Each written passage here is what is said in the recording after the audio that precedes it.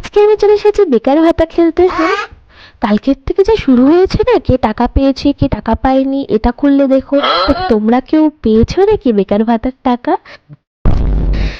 ছাড়ো এসব।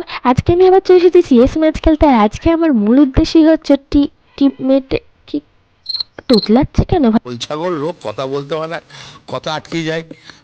টিমমেটের কিল চুরি করা ঘরে ঢুকতেই যাবো, তখন থেকে একটা লাল মশা আমার রক্ত খেয়ে পালাচ্ছে।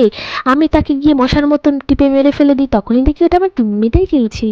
টিমমেট তো রাগে পালাচ্ছে। আলে লে লে লে লে লে বাবু, রাগ করেছো? আলে লে লে লে লে, রাগ করে না। আলে লে লে লে লে লে লে।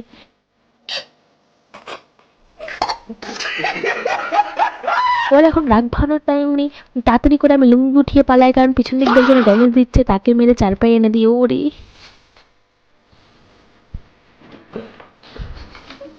এবারেও ওর কিল চেপে দিয়েছি। Sorry sorry sorry sorry. কিল চুরি করাও একটা আর্ট, সেটা সবার দ্বারা হয় না। পিছন দিক দিয়ে যাচ্ছিলাম আমি, তখন আর একটা কিল চেপে দিই।